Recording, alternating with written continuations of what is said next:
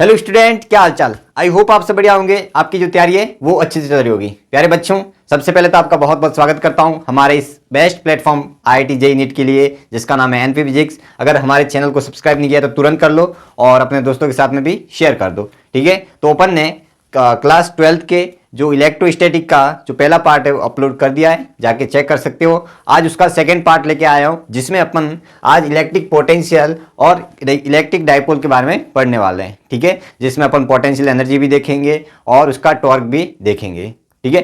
तो आज का अपना वो टॉपिक ये टॉपिक रहने वाले हैं। तो बिना टाइम वेस्ट किए शुरू करते हैं, ठीक है। तो ये अपने पास पहला टॉपिक है, that is electric potential. Electric potential को डिफाइन कैसे किया जाता है वो मैं बता देता हूं कि यहाँ पे एक प्रकार से अपन ऐसे मान लो कि जैसे कि अपने पास एक चार्ज क्यू है, ठीक है। ये चार्ज क्या है? क्यू है। ऐसे मान लो ये अपने पास चार्ज क्यू है। एक मिनट, हाँ, ये अपने पास चार्ज क्यू है, ठीक है। और अगर मैं एक यूनिट चार्ज को, है ना, एक 1 कूलम जो इन्फिनिटी में बहुत दूर पड़ा गया है ना, बहुत पड़ा है दूर, इसको आपको पता है कि इनके बीच में आपस में क्या लग रहा होगा? रिपल्सन। यानी कि इसके ऊपर एक लग रहा होगा Fe, यानी कि electro static force, that is coulomb force, है ना। तो इसके अगेंस्ट स्लोली यानी कि दोनों की इक्वल में F एक्सटर्नल, है ना, F एक्सटर्नल मैं यहां से इस पॉइंट जो इस क्यू से r डिस्टेंस दूर है वहां तक जो लेके आता हूं, और जो मैंने वर्क डन किया है ना, जो मैंने वर्क डन किया उसको बोलते हैं अपन इलेक्ट्रिक पोटेंशियल। क्या बोलते हैं? Electric potential. मैं एक बार वापस बता देता हूं। वैसे ये इसकी डेफिनेशन क्लास जो बोर्ड है, बोर्ड एग्जाम के लिए इंपॉर्टेंट है। बस आपको यहाँ पे समझना है कि पोटेंशियल होता क्या है, ठीक है। एडवांस के लिए पॉइंट ऑफ व्यू से बहुत इंपॉर्टेंट है समझना है उसकी डेफिनेशन को। तो मैं समझा रहा हूँ कि यहाँ पे इन्फिनिटी पे 1 कूलम यानी कि यूनिट टेस्ट चार्ज है ना, यूनिट टेस्ट चार्ज, इसको इन्फिनिटी से इस इलेक्ट्रोस्टैटिक फोर्स के अगेंस्ट मैंने यहाँ से r डिस्टेंस पर जो वर्क डन किया वो अपना होता है इलेक्ट्रिक पोटेंशियल। और इसकी जो वैल्यू होती है दैट इज v, वो होती है k, और ये q अपॉन जो यहाँ पे डिस्टेंस है ये होती है, ठीक है। और नेगेटिव के कारण हो जाएगी अपने पास ये minus k q upon r। बस इसका नेगेटिव पोटेंशियल हो जाएगा और इसका पॉजिटिव, ये अपने पास होता है, ठीक है। तो आपको ये समझना है ना। तो यहाँ से इन्फिनिटी से अपन जो यहाँ तक वर्क डन करते हैं उसको अपन बोलते हैं पोटेंशियल, इलेक्ट्रिक पोटेंशियल। तो पॉइंट चार्ज के लिए आपको अगर r डिस्टेंस पर पोटेंशियल कोई भी पूछे तो क्या होता है? v equal to k q upon r। और ये अपने पास एक है स्केलर क्वांटिटी। क्या ये स्केलर क्वांटिटी है? ठीक है, ये है स्केलर क्वांटिटी। इसके जो अपने पास यूनिट होती है वर्क डन है यानी कि जूल हो जाएगी, है ना। क्या होती है? जूल, ठीक है। तो ये अपने पास इलेक्ट्रिक पोटेंशियल है। आगे बढ़े क्या? चलो, तो ये अपने पास निकल के आता है इलेक्ट्रिक पोटेंशियल। सॉरी, यहाँ पे मैंने जूल नहीं होगी, यहाँ पे अपने पास होगी ये जूल पर कूलम, है ना, कूलम होती है। आगे समझेंगे क्यों जूल पर कूलम होती है, आगे समझेंगे। चलो, तो ये अपने पास था और ये स्केलर है। अगर मैं बहुत सारे पॉइंट चार्ज के लिए देखूं सबका नेट, तो आपको सिंपली ऐड करना है। अगर यहाँ पे नेगेटिव चार्ज है तो वहाँ पे अपन को नेगेटिव लेना है, यानी कि अलजेब्रिक सेम करना है। ये बात समझ आ गई क्या? ठीक है। तो अगर मुझे इसके यहाँ से इन सब चार्जेस के कारण अगर मुझे इलेक्ट्रिक पोटेंशियल लिखना है, मान लो ये P पॉइंट है तो VP लिखना है, तो कैसे लिखेंगे बताओ? ये लिखेंगे Q1 के कारण जो कि R1 डिस्टेंस पर है, Q2 के कारण, ठीक है। और अगर मान लो कि ये अगर नेगेटिव होता है ना, सपोज करो कि अपने पास दैट इज ये नेगेटिव होता, माइनस Q3 होता, तो इसमें अपन को साइन के साथ में लेना पड़ता है, यहाँ पे माइनस Q3 लेना पड़ता। बस ये आपको मैन याद रखनी है, ठीक है। तो साइन के साथ यहाँ पे अपन को पोटेंशियल लेना पड़ेगा। तो बस सिंपल है इसका अपन सुपर पोजिशन यहाँ पे रूल कहने का मतलब यहाँ पे अपन एल्जेब्रिक सम लेते, यहाँ पे वेक्टर रूल नहीं लेते, है ना। तो यहाँ पे देखते हैं 2023 का सिंपल सवाल क्या आया था कि electric potential at a point P due to a point charge कितना दिया है, ये अपन को दिया है, और distance from P the point charges, यानी कि अपन को क्या बोलता है कि the distance of P from the point charges is, कहने का मतलब क्या बोला है? हाँ, पोटेंशियल दिया है अपन को, तो बस R की वैल्यू पूछी है ना, तो KQ अपॉन R। तो यहाँ पे ये दिया है, ये दिया है, ये अपन को पता है, ये होता है 9 × 10⁹ कूलम, है ना। तो अपन को बस ये पूछा गया है। तो सबसे इजी सवाल था, सारी चीज़ें अपन को दी गई है। बस यहाँ से सॉल्व करोगे तो आपके पास कितना आंसर आ जाएगा? 90 सेंटीमीटर। और क्या सवाल आया है कि यहाँ पे 64 आइडेंटिकल ड्रॉप्स है is charge up to potential of 10 millivolt are combine to from big drop, है ना, कंबाइन टू बिग ड्रॉप, यानी कि अपन छोटी छोटी इस जो भी चार्ज है अप टू पोटेंशियल ऑफ, ये कंबाइन करके एक बिग ड्रॉप बनाते हैं। The potential of bigger drop, यानी कि अपन को बताना है कि बिग ड्रॉप का पोटेंशियल कितना होगा। अगर अपने पास यहाँ पे इतनी पोटेंशियल वाली है 64 और इसका पोटेंशियल 1 का कितना दिया है, ये दिया है। तो बस आपको क्या देखना है, यहाँ पे चार्ज कंजर्वेशन देखना है। क्या देखना है अपन को, चार्ज कंजर्वेशन। तो ध्यान से देखना आप कि अपने पास कितनी 64 क्या है, ड्रॉप है ना। तो सबसे पहले तो अपन इसमें जब भी अपन को पता है कि एक अपने पास बिगर ड्रॉप बना रहे हैं, क्या बना रहे हैं, बिगर ड्रॉप बना रहे हैं। यानी कहने का मतलब ये है कि अगर यहाँ पे स्मॉल ड्रॉप है ना, यहाँ पे है स्मॉल ड्रॉप, यानी कि स्मॉल ड्रॉप यानी कि 64 इंटू जो वॉल्यूम होगा, है ना, जो वॉल्यूम होगा वो तो सेम ही होगा ना, ये बताओ मुझे। तो यहाँ से अपने पास क्या निकल के आया बताओ, ये अपने पास निकल के आया, यहाँ से ये कैंसिल हो जाएगा, तो ये अपने पास जो वैल्यू आई आर की वैल्यू वो आ गई 4 स्मॉल आर, ये निकल के आई इक्वेशन नंबर। यहाँ से अपन को दोनों का रेशियो पता चल गया ना कि अगर छोटी छोटी अपने पास यहाँ पे ड्रॉप थी और यहाँ से अपन ने एक बड़ी ड्रॉप बनाई, तो यहाँ पे पोटेंशियल लिखना है बस। तो पोटेंशियल अपन को पता है कि इनकी जो एनर्जी है, इनकी एनर्जी का डिफरेंस लेना है ना, ये सिंपल लिखना है। तो अपन को पता है कि एक का पोटेंशियल कितना होगा बताओ। यहाँ से अपन लिख सकते हैं कि एक का पोटेंशियल अपने पास कितना है, ये है 10 मिलीवोल्ट। तो सबका कितना हो जाएगा बताओ, सबका हो जाएगा अपने पास 64 मिलीवोल्ट, है ना। तो अपन को बिग ड्रॉप का लिखना है। तो यहाँ पे अपने पास रिलेशन आया हुआ है, तो यहाँ पे आगे देख लेते हैं। यहाँ पे वैसे लिखा गया है, देखो ये अपने पास 64 का अपन ने चार्ज, देखो चार्ज तो कंजर्वेशन में डायरेक्ट बता देता हूँ, वैसे सॉल्व करने की इतनी जरूरत नहीं है। मैंने यहाँ से देखो ये पहले तो रिलेशन निकाला। अब न्यू पोटेंशियल क्या हो जाएगा अपने पास, यहाँ पे जो ये थी और ये अपने पास 4 आर आ जाएगी। ये बात समझ में आ गई कि नहीं। यानी कि कहने का मतलब अपने पास एक का अपने पास क्यों है, तो ये जब मिलेगी तो अपने पास चार्ज तो कंजर्व ही रहेगा ना, तो ये हो जाएगा 64 क्यू। यानी कि अपने पास एक छोटी छोटी चार्जेस है जिसके एक क्यू क्यू दिए, तो यहाँ पे जो बड़ी ड्रॉप है इसके ऊपर चार्ज कितना रहेगा, ये बताओ, ये कितना रहेगा 64 क्यू। तो एक का पोटेंशियल अपन लिखे तो एक क्यू अपॉन जो भी स्मॉल आर है वो अपन को कितना दिया है, देखो मैं यहाँ से समझा देता हूँ। ये अपन को कितना दिया है 10 मिलीवोल्ट, है ना, 10 मिलीवोल्ट दिया है। तो यहाँ से अपन को 10 मिलीवोल्ट दिया है, ठीक है। एक तो अपन को पता है कि ये इक्वेशन अपन को पता है, चलो इसको 2 नंबर दे देते हैं। और अपन को क्या पता है कि आर है वो 4 आर के इक्वल है। और अगर बिगर ड्रॉप की देखूं तो बिगर ड्रॉप की हो जाएगी अपने पास के, यहाँ पे मैं क्यू डैश लिख देता हूँ अपॉन, और ये क्या हो जाएगा कैपिटल आर। तो ध्यान से देखो कि ये तो अपने पास वही है, क्यू डैश की अब की वैल्यू कितनी हो जाएगी, अब की बार ये सब मिल जाएगी तो अपने पास हो जाएगी 64 क्यू। अरे बात समझ में आ गई कि नहीं, ये अपने पास हो जाएगी। और आर की वैल्यू अपने पास 4 आर है, सॉरी स्मॉल आर है, यहाँ स्मॉल आर।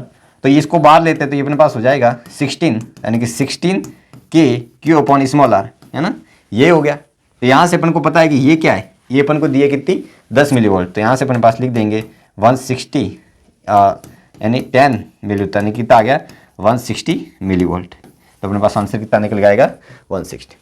बस यही समझाना चाह रहा था मैं, ना। तो यहाँ से अपन को अब देखो वैसे ये क्या बोला है कि 0 पॉइंट क्या लिखा है इसमें, मिली में लिखा है ना, हाँ मिली में लिखा है। इसका मतलब अपन को मिली में ही तो बताना है, शायद मैंने कुछ गड़बड़ी की क्या। देखो एक बार, ये अपन को दिया है सही लिखा है। और हाँ वैसे वीडीएस की वैल्यू तो अपने पास, अच्छा इसके कंपैरिजन में कितनी आ रही है ना, अपन को ये पूछा गया है। हाँ तो तब तो ये सही है ना, 0.6 सही लिखा बिल्कुल। आगे बढ़ते हैं। तो अपने पास ये अपन एक पॉइंट मास के कारण देखा। अगर बहुत सारे पॉइंट मास के लिए मास का पॉइंट चार्ज के लिए अगर देखना है तो अपने पास सिंपली सम कर देंगे। अब आते हैं अपन रिंग के कारण। रिंग के कारण उसके सेंटर पे कितना होता है, दैट इज के क्यू अपॉन कैपिटल आर होता है ना। सेंटर पे आपको बताना है कितना होता है, के क्यू अपॉन कैपिटल आर, ये आपको याद रखना है। और हाफ रिंग के कारण के क्यू अपॉन कैपिटल आर होता है, और इसके कारण भी कितना होता है। बस यहाँ पे ये बात है कि चार्ज क्या होना चाहिए, सेम होना चाहिए, सबका चार्ज क्यों और रेडियस आर होनी चाहिए। तो आप छोटा सा पार्टिकल लो या बड़ा पार्टिकल लो, बात एक ही है। अब कैसे आता है वो मैं बताता हूँ। जैसे मान लो एक मैं छोटा सा सेंटर से एक यहाँ से एलिमेंट मानता हूँ जिसपे चार्ज क्या है, डी क्यू है ना, डी क्यू है, डिस्टेंस आ रही है। तो अपने पास जो डी वी हो जाएगा, है ना, वो क्या हो जाएगा के D Q upon capital are. तो अगर मुझे टोटल निकालना है तो यहाँ पे इंटीग्रेशन, तो ये अपने पास वी टोटल आ जाएगा के अपॉन आर, और ये डी क्यू। तो आपको पता है इंटीग्रेशन ऑफ डी क्यू, कितना चार्ज है इसके ऊपर, क्यू है। तो अपने पास सिंपल है कि के क्यू अपॉन आर आ जाएगा। अरे मुझे ये बता दो सही लिखा है कि नहीं, के क्यू अपॉन कैपिटल आर आ जाएगा, यही तो आएगा। तो यहाँ से वही लिखा मैंने, है ना। तो अगर मैं इसके लिए भी लिखूँ, बात वही है, इसके लिए भी अगर मैं छोटा सा चार्ज डी क्यू एलिमेंटल लूँ तो यहाँ पे बात तो वही बनेगी ना कि इसके ऊपर भी चार्ज। बस ये है कि चाहे वो छोटा सा टुकड़ा हो या हाफ रिंग हो या पूरी रिंग हो, बस चार्ज अगर सेम है तो यहाँ पे अपने पास सेंटर पे जो होता है वो के क्यू अपन आर होता है ना। अगर थीटा एंगल पे भी देखो तो कितना हो जाएगा के क्यू अपन आर। सिंपली है, यहाँ पे अपने पास क्या है, स्केलर क्वांटिटी है, स्केलर क्वांटिटी में सिंपली अपन क्या कर देते हैं, ऐड कर देते हैं, बस यही लिखना है। आगे बढ़े, चलो। तो एक रिंग के कारण कितना होता है वो भी देख लो। रिंग के कारण होता है अपने पास के q upon are square plus x square का अंडर रूट, ये आपको याद रखना है, ठीक है। ये सारी चीज़ें याद रखनी पड़ेगी आपको। अब आगे बढ़े क्या, चलो। तो अपन को एक सवाल दिया है 2023 का, क्या बोला है कि to electric potential at centre of two concentric half ring, है ना, concentric half ring of radii R1 and R2 दिया है, having same linear charge density lambda दिया है, दोनों की चार्ज डेंसिटी सेम है। तो अपन को क्या फाइंड करना है, यहाँ पे पोटेंशियल फाइंड करना है ना, यही पूछा गया ना, at a centre of two. अच्छा, अपन को यही फाइंड करना है ना, सेंटर पे पाएंगे यहाँ पे। तो आपको पता है कि दोनों के कारण आ जाएगा, है ना, इसके कारण भी और इसके कारण भी। तो सिंपल है, कैसे लिखेंगे, देखो इसके कारण अपने पास v हो जाएगा, दैट इज के क्यू, यानी क्यू इसका अपने पास मान लो क्यू डैश, है ना, अपॉन रेडियस R1 प्लस के Q double dash upon R2, यही है। अब क्यू कैसे आएगा, यहाँ पे ये अपन को चार्ज डेंसिटी दी है, तो चार्ज डेंसिटी आप जानते हो क्या होती है, तो मैं यहाँ पे बता देता हूँ। एक होता है अपने पास लीनियर चार्ज डेंसिटी, है ना, लीनियर चार्ज डेंसिटी जिसको अपन लैम्बडा से रिप्रेजेंट करते हैं, और ये लैम्बडा होता है चार्ज अपॉन लेंथ, कितनी लेंथ पे ये चार्ज है वो, यानी कि अगर क्यू अपॉन एल भी कर सकते हैं, मानो एल लेंथ पे चार्ज क्यू है या छोटे से एलिमेंटल लेंथ पे डी क्यू चार्ज है, तो इसको अपन लैम्बडा से रिप्रेजेंट करते हैं। तो बस अपने पास जो यहाँ पे डी क्यू की वैल्यू आती है निकल के डी एल, बस ये निकल के आती है, पास में आ गई क्या, ठीक है। यहाँ अपने पास क्यू की जो वैल्यू आती है ना, तो यहाँ पे क्यू की वैल्यू आती है that is lambda into L, ये समझ आ गई। और ये कैसे लिखते हैं, ये ऐसे, जैसे मान लो लीनियर है ना, तो यहाँ पे प्लस चार्ज दिया गया है, ठीक है, इसकी लैम्बडा डेंसिटी है, और मान लो लेंथ एल है, तो इसके ऊपर चार्ज कितना हो जाएगा क्यू, बस ये डिफरेंट। और अगर मैं इसका छोटा सा मान लूँ, है ना, एक छोटा सा टुकड़ा, तो इसके ऊपर जो डी क्यू होगा वो क्या हो जाएगा लैम्बडा इंटू डी एल, है ना, ये अपने पास जो लेंथ है वो क्या है डी एल है। तो बस ये समझाना चाह रहा हूँ, ये अपने पास लीनियर डेंसिटी होती है, सिमिलर मास एक अपने पास होती है मास डेंसिटी भी होती है, और यहाँ पे होता है एरियल चार्ज डेंसिटी, और एक होती है वॉल्यूम चार्ज डेंसिटी। तो बात वही है। तो यहाँ पे अगर मैं एरियल की बात करूँ, है ना, अगर मैं एरिया चार्ज डेंसिटी, है ना, इसकी बात करूँ, जो अपन सिग्मा से रिप्रेजेंट करते हैं, और वो सिग्मा होता है अपने पास D Q upon D A, है ना, पर यूनिट एरिया आ जाएगा, या अपन ये कह सकते हैं क्यू अपॉन एरिया। तो यहाँ से अपन बस एक छोटा सा एलिमेंट फाइंड करने के लिए, ये अपन पास कांस्टेंट भी हो सकते हैं, वेरिएबल भी हो सकते हैं। सिमिलर ऐसे कैसे अपने पास तीसरा होता है, ये होता है वॉल्यूम, मैं तीनों बता देता हूँ एक बार, वॉल्यूम चार्ज डेंसिटी। ये अपने पास 1D के लिए, 2D के लिए, और ये 3D के लिए डिफाइन किया गया है, डेंसिटी जिसको अपन रो से रिप्रेजेंट करते हैं, और वो क्या हो जाएगा बताओ, ये हो जाएगा d Q upon d v, है ना, या अपन क्यू अपॉन वॉल्यूम की लिख सकते हैं।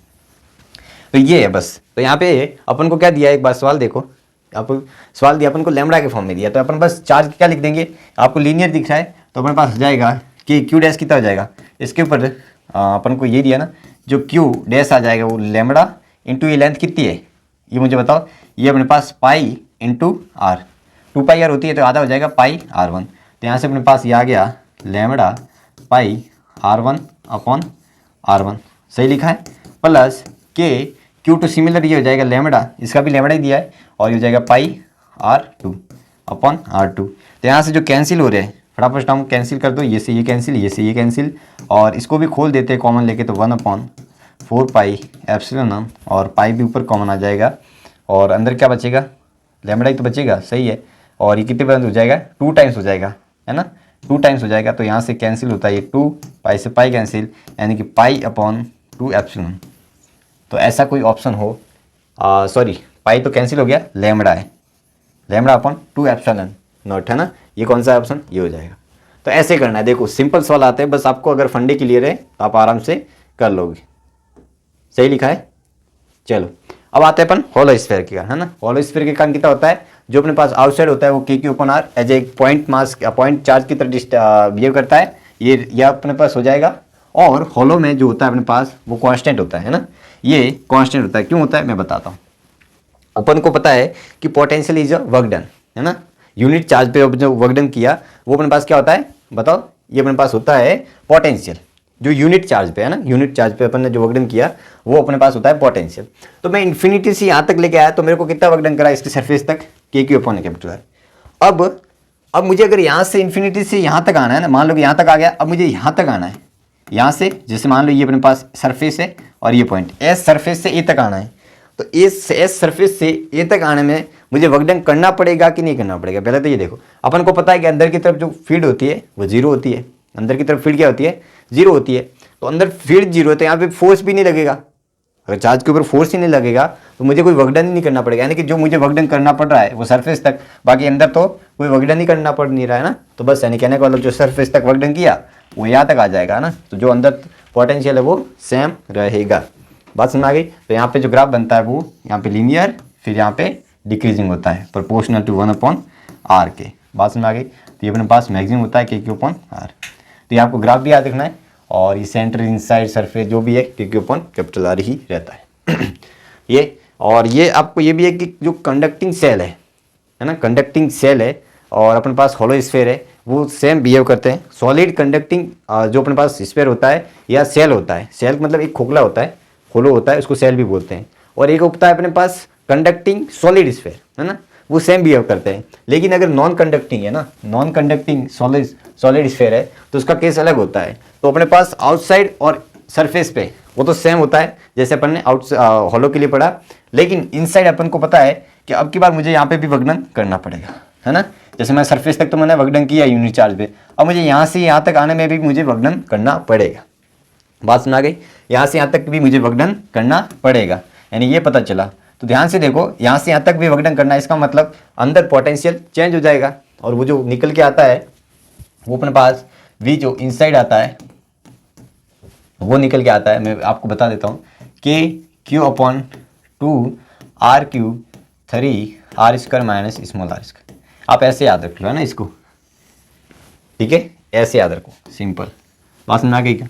ठीक है। तो ये अपने पास होता है के q upon 2r³ 3r² capital R² minus small r², ये होता है। और इसका जो ग्राफ बनता है अंदर की तरफ जो ग्राफ बनता है वो अपने पास पैराबोला बनता है ऐसे, फिर अपने पास हाइपरबोला बनता है, ये भी याद रखना है। और यहाँ पे जो अपने पास ये सेंटर पे होता है वो सरफेस के कंपेरिजन में 1.5 टाइम्स ज़्यादा होता है, 3/2 टाइम्स होता है। और यहाँ पे होता है अपने पास के क्यू अपॉन आर, ये सरफेस का है, फिर धीरे धीरे वापस डिक्रीज हो जाता है। ये सारे जो कंसेप्ट है बस पोटेंशियल के जो सॉलिड स्फीयर के वो मैंने यहाँ पे डिस्कस कर दिए।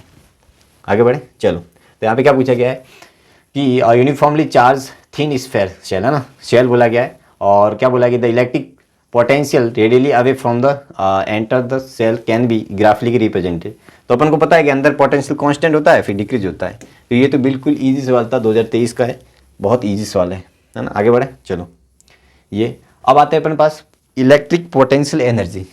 इलेक्ट्रिक पोटेंशियल एनर्जी, अब मैं इसको डिस्क्राइब कर देता हूँ। जैसे अपन ने पोटेंशियल पढ़ा, पोटेंशियल जो अपन ने डिफाइन किया वो एक यूनिट चार्ज को इन्फिनिटी से उस फील्ड में लेके आ रहे हैं। जो अपन ने यूनिट चार्ज पे वर्क डन किया एक्सटर्नल फोर्स लगा के, वो अपना होता है इलेक्ट्रिक पोटेंशियल। तो इलेक्ट्रिक पोटेंशियल जो एनर्जी होती है वो कुछ और नहीं, वहाँ पे यूनिट चार्ज नहीं लेके अपन कोई ना कोई चार्ज ले लेंगे वैल्यू। तो सिंपल है कि यहाँ पे देखो ध्यान से, अपन जो यूनिट चार्ज पे जो वर्क डन कर रहे थे वो कितना कर रहे थे, V पोटेंशियल कर रहे थे। तो अगर मैं Q चार्ज के लिए लेके आ जाऊँ तो क्या हो जाएगा, QV। इसको ही बोलते हैं अपन पोटेंशियल एनर्जी। समझ में आया क्या? इसको बोलते हैं अपन पोटेंशियल एनर्जी। तो ये हो जाएगा Q K, और ये अपने पास क्या था, Q अपॉन R। तो यहाँ से अपन से लिखें तो एक सिस्टम की जो अपने पास पोटेंशियल एनर्जी होती है चार्ज के दोनों, ये अपने पास ये निकल गया K Q कैपिटल Q। यानी कि यहाँ से अगर मान लो कि अपने पास एक कैपिटल Q है, एक यहाँ से R डिस्टेंस तक मैं एक स्मॉल Q को लेके आया, है ना, इन्फिनिटी से, तो जो मैंने वर्क डन किया वो अपने पास ये निकल के आता है। बात समझ में आ गई? ठीक है। तो यहाँ से अपन मैंने लिखा था कि इसकी यूनिट क्या होती है, जूल पर कूलाम, क्योंकि देखो इसको नीचे भेजोगे जूल होता है इसका एनर्जी है, तो जूल पर कूलाम अपने पास पोटेंशियल की यूनिट आ जाएगी। बात समझ आ गई? तो इसके अपने पास जो होती है वो जूल होती है। बात में, तो ये अपने पास होती है इलेक्ट्रिक पोटेंशियल एनर्जी दो सिस्टम की। ऐसा लगता है यहाँ बाकी कुछ और नहीं है, कोई चार्जेस नहीं है, सिर्फ यहाँ पे अपन सिर्फ किसको कंसीडर कर रहे हैं, यहाँ पे दो चार्ज को ही कंसीडर करते हैं। जो इस सिस्टम की अपने पास जो पोटेंशियल एनर्जी है ना, इस सिस्टम की, ये अपने पास क्या हो गया, एक प्रकार से सिस्टम बना दिया अपन ने दोनों का। तो यहाँ पे जो सिस्टम की पोटेंशियल एनर्जी होती है वो अपने पास होती है के capital q small q upon r, यानी कि दो चार्ज जो भी है ना। तो अगर तीन चार्ज के लिए अपन देखें है ना, तीन चार्ज के लिए देखें तो क्या आ जाएगी वो बताओ मुझे। तीन चार्ज के लिए आ जाएगी अपने पास, ध्यान से देखो, एक अपने पास Q1 है, एक Q2 है, एक Q3 है। ये अपने पास ऐसे मान लो कि इक्विलेटरल ट्रायंगल है अपने पास, यहाँ पे रखे गए जिसकी लेंथ L L और L। तो अगर मुझे इस सिस्टम की पोटेंशियल एनर्जी लिखनी है तो कैसे लिखेंगे बताओ, यहाँ पे कैसे लिखेंगे। तो आपको पता है कि यहाँ तो पहले इसको लेके आए होंगे, इस सिस्टम को जो मैंने क्रिएट किया है इसको पहले लेके आए होंगे Q1 को, और अगर Q1 को मैं लेके आया हूँ, यानी Q1 को मैं लेके आया हूँ, तो कोई यहाँ पे दूसरे चार्ज थे ही नहीं यूनिवर्स में, तो यानी कि इसके ऊपर जो वर्कडन किया वो कितना किया, जीरो किया, है ना। तो जो पोटेंशियल एनर्जी पहला तो इसका वर्कडन जीरो, प्लस अब ये अपने पास है, अब Q2 को लेके आया हो तो यहाँ पे सिर्फ Q1 था, अब Q2 को लेके आया होगा तो यहाँ से मुझे वर्कडन करना पड़ा होगा, वो कितना करना पड़ा होगा कि बताओ, मैं डायरेक्ट पहले वर्कडन का फॉर्म लिख देता हूँ, इस किसके कारण, 1 2 के कारण। फिर यहाँ पे अब दो चार्ज है, अब मैं इसको लेके आया होगा तो इन दोनों फोर्स के अगेंस्ट किया होगा वर्कडन, तो अपने पास ये अपने पास एक तो आ जाएगा 1 3 वाला और एक वर्कडन आ जाएगा 2 3 वाला। बात समझ आ गई क्या, ठीक है। तो ये अपने पास आता है, तो यहाँ से पोटेंशियल एनर्जी अपन लिख सकते हैं, ये वर्कडन कितना आ जाएगा के Q1 Q2 अपॉन L, यानी कि मान लो कि अपन जो भी लेंथ आर L मानो कुछ भी मानो, ये हो जाएगा अपने पास के Q1 Q3 upon L plus के Q2 Q3 अपॉन L। तो ये होगी अपने पास सिस्टम की पोटेंशियल एनर्जी। तो मैं यही समझाना चाह रहा हूँ, पोटेंशियल एनर्जी लिखनी है तो आप ऐसे लिख सकते हो। अब ये देखो पेयर कितने बनेंगे इस टाइप के, तो वो भी अपन फॉर्मूले से लिख सकते हैं। वो फॉर्मूला है अपने पास NC2, इसको अपन लिख सकते हैं n-1 अपॉन 2, जहाँ पे n क्या है, नंबर ऑफ चार्जेस, कितने नंबर ऑफ चार्जेस है वो अपने पास n रिप्रेजेंट करता है। जैसे 3 है ना, 1 2 3, तो यहाँ पे 3 वैल्यू पुट करोगे तो अपने पास कितना आ जाएगा, पेयर 3 आ जाएंगे, यानी 3 पेयर ही तो बने, एक ये वाला एक ये वाला एक ये वाला। समझ में आया क्या, ये तीनों पेयर बने। 4 होते तो अपने पास 4 × 3/2 यानी कि 6 पेयर बनते, तो 6 पेयर बन जाते कौन से, अगर मैं 4 सिस्टम की बात करूँ ना, ये अपने पास Q1 है, Q2 है, Q3 है और Q4 है। तो अपने पास सिस्टम में 4 चार्जेस यानी कि 6 पेयर बनेंगे, है ना। इसके लिए कितने बनेंगे, 6 पेयर। तो कौन कौन से बनेंगे देखो, एक तो मेरे पास बनेगा U12 वाला, एक 1 का 3 के साथ जाएगा, एक 1 का 4 के साथ जाएगा, है ना, और एक 2 का 3 के साथ जाएगा, एक 2 का 4 के साथ जाएगा, फिर एक 3 का 4 के साथ जाएगा। तो यहाँ पे कितने बने, 1 2 3 4 5 6 बन गए ना। तो ये अपने पास U सिस्टम की आ जाएगी, है ना। बात समझ आ गई। तो बस यहाँ पे सारे चार्जेस आप लिखने हैं दोनों के। तो ऐसे आपको इलेक्ट्रिक पोटेंशियल एनर्जी लिखनी है ना। ये अपने पास फंडा था, सिंपल। आगे बढ़े चलो। तो ये था अपने पास। अब यहाँ पे देखो ये लिखा गया है एग्जैक्ट जो भी है पोटेंशियल, इसको ऐसे किया था अपन ने, जो भी यहाँ पे आप समझ लो, है ना। मैंने सारी चीज़ें समझा दी यहाँ पे। अब आते अपना एक सेल्फ एनर्जी आती है, बस ये एडवांस के पॉइंट ऑफ व्यू से इंपॉर्टेंट है, बस आपको याद रखनी कि हॉलो स्फीयर के लिए यहाँ पे कितनी आती है, KQ²/2, और यहाँ पे होती है K3KQ²/5। सेल्फ एनर्जी का मतलब ये है कि खुद को ये सिस्टम क्रिएट करने के लिए कितना वर्कडन उनके पास कितनी एनर्जी स्टोर हुई, यानी कि जो अपन ने वर्कडन किया, एक सिस्टम क्रिएट करना है हॉलो स्फीयर वाला, है ना। तो उसके लिए मैंने कितना वर्कडन किया, जो इसकी पोटेंशियल एनर्जी की फॉर्म में स्टोर हुआ, वो इसके क्या है, सेल्फ एनर्जी है। तो सॉलिड के केस में ये हो जाती है, बस दोनों याद रखना है ना, KQ/2R, और ये होती है अपने पास KQ²/5R होती है। तो ये सेल्फ एनर्जी भी याद रख लेना ना। अब आते हैं अपन फील्ड और पोटेंशियल के बीच में रिलेशन, है ना, उसको समझते हैं अच्छे से। फील्ड और पोटेंशियल के बीच में रिलेशन होता है जो अपने पास ये है, और ये एलिमेंटल पोटेंशियल है, ये आता है, दैट इज dV - E.dr, है ना। ये आता है सिंपल आपको याद रखना है। यानी कि कहने का मतलब ये है कि ऐसे मानो कि एक इलेक्ट्रिक फील्ड इधर है ना, और यहाँ से अपने पास एक dr है, और dr इनके बीच में एंगल थीटा है। तो इसकी डायरेक्शन में, है ना, यहाँ पे देखो, यहाँ पे अपने पास E दिया है, और ये क्या है अपने पास, डॉट प्रोडक्ट है। तो यानी कहने का मतलब ये है कि इसका जो ये वाला कंपोनेंट होगा, है ना, कि यानी कि E cos थीटा किसकी डायरेक्शन में, डी आर की डायरेक्शन में, या अपन ये मान सकते हैं कि इस डी आर का कोस वाला कंपोनेंट ई की डायरेक्शन में, है ना। जो अपने पास ये आ रहा है चेंजेस, जो अपने पास चेंजेस आ रहा है वो किस में आ रहा है, पोटेंशियल में चेंजेस आ रहा है। बात समझ में आ गई क्या, मैं ये समझाना चाह रहा हूँ कि जो ई का कंपोनेंट ये वाला है, इसकी डायरेक्शन में, डी आर की डायरेक्शन में जो अपने पास पोटेंशियल में चेंज आ रहा है वो कितना आ रहा है, उसका नेगेटिव जो आ रहा है वो अपने पास क्या आ रहा है, पोटेंशियल में चेंज आ रहा है। बात समझ आ गई। तो यही अपन को रिप्रेजेंट करता है, बस आपको फॉर्मूला देखना है, इतना डेप्थ में जाना है नहीं।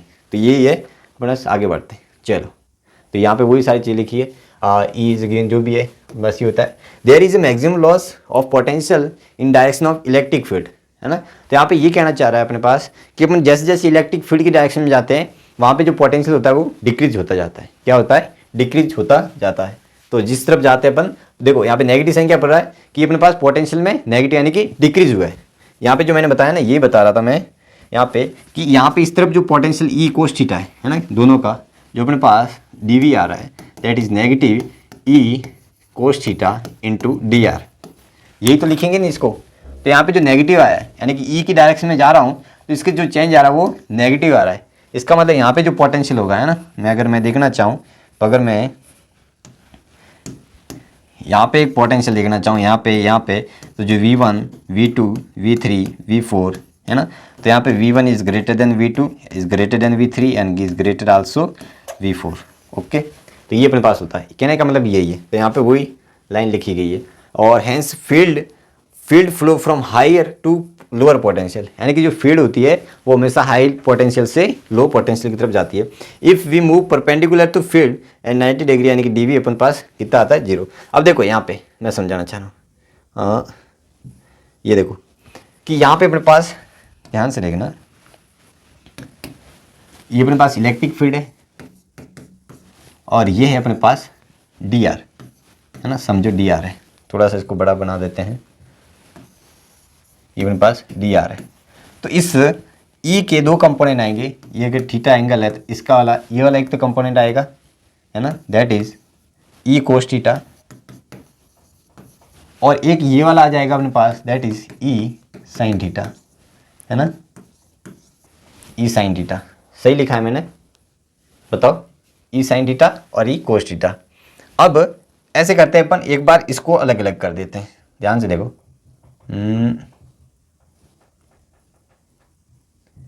एक बार इसके कंपोनेंट लेते हैं अपन, डी आर के लेते हैं हम, ये अपने पास थीटा है। तो यहाँ पे आप ध्यान से देखना, एक तो अपने पास डी आर कोस थीटा है, मैं सही से लिख देता हूँ, डी आर कोस थीटा, और अपने पास जो परपेंडिकुलर में आएगा that is D R sine theta. तो कहने का मतलब इस ई के परपेंडिकुलर में जो डी आर साइन थीटा है उसके हर पॉइंट पर जो पोटेंशियल है ना,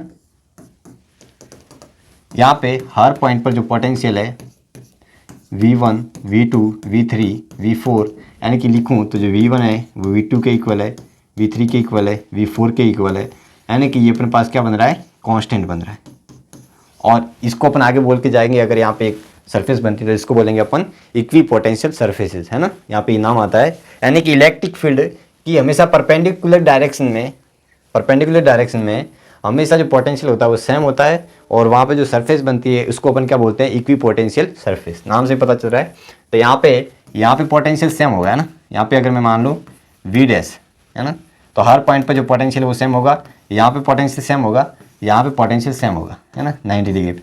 बट मैं मान लो कि यहाँ पे वी डैश मान लेता, ये डबल डैश मान लेता, है ना, तो यहाँ पे जो पोटेंशियल है वो हाई होगा यहाँ से, क्योंकि अपन को पता है कि जैसे जैसे अपन इलेक्ट्रिक फील्ड की डायरेक्शन में जाते हैं पोटेंशियल डिक्रीज होता है। तो अपन अगर मैं मान लो कि यहाँ पे V1 ही मान ले, कैसे भी इक्वल है, तो अगर यहाँ पे V1 मान लेता हूँ तो V1 होता है अपने पास ग्रेटर देन V डैश, और ये होता है अपने पास इससे ज़्यादा होता है। लेकिन उस लाइन के परपेंडिकुलर लाइन पे जो सरफेस बनती है उसके हर पॉइंट पर जो पोटेंशियल होता है वो सेम होता है। बस यही बात बोली कि पॉइंट जिसका परपेंडिकुलर वाला कंपोनेंट होता है 90 डिग्री, वो अपने पास कितना होता है, देखो। तो यानी कहने का मतलब यहाँ पे फॉर्मूले से भी अपन पता कर सकते हैं, है ना, पता क्या कर सकते हैं कि अपन को पता है कि इसको अगर खोलूंगा तो क्या आ जाएगा, माइनस डी आर कोस थीटा, और थीटा की वैल्यू अगर 90 है तो ये 90 आ जाएगा 0, यानी कि d v is equal to constant. तो यानी कि वी क्या है यहाँ पे, सॉरी डी वी 0 है तो ये अपने पास हो जाएगा कॉन्स्टेंट, यानी कि क्या है, पोटेंशियल कॉन्स्टेंट है। कब, 90 डिग्री एंगल पे, ठीक है ना। डी आर अगर 90 डिग्री में जाता हूँ, डी आर क्या है, डिस्प्लेसमेंट इतना है इलेक्ट्रिक फील्ड के, तो यहाँ पे अगर डी आर है ना, और ये 90 डिग्री पे है ई के, तो यानी कि हर पॉइंट पर जो पोटेंशियल होगा वो क्या होगा, सेम होगा। और पोटेंशियल सेम है तो मुझे वर्कडन कोई करना ही नहीं पड़ेगा। तो बात भी यही है कि अगर मैं एक इक्वी पोटेंशियल सेम, एक अपने पास इक्वी पोटेंशियल है, उसके हर पॉइंट पर जो पोटेंशियल सेम है, यानी कि उसके एक पॉइंट से दूसरे पॉइंट पर जाना है, इक्वी पोटेंशियल एक इक्वी पोटेंशियल के एक पॉइंट से दूसरे पॉइंट पर जाना है, तो मुझे वर्कडन कितना करना पड़ेगा, 0, है ना। ये अपन को पता है कि पोटेंशियल डिफरेंस ही नहीं है। तो यहाँ से अगर मैं लिखना चाहूँ कैसे, देखो मैं यहाँ पे थोड़ी स्लाइड ऐड कर देता हूँ कि जैसे मान लो कि एक पॉइंट चार्ज है ना, क्यू चार्ज है, पॉजिटिव है। अपन को पता है कि यहाँ से फील्ड लाइन जा रही है ऐसे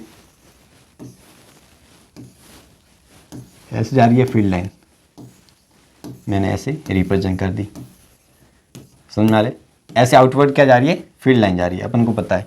तो ध्यान से देखना, इस फील्ड लाइन के हर परपेंडिकुलर जो यहाँ पे क्या बनेगा, एक स्फेरिकल बनेगा, है ना, स्फेयर।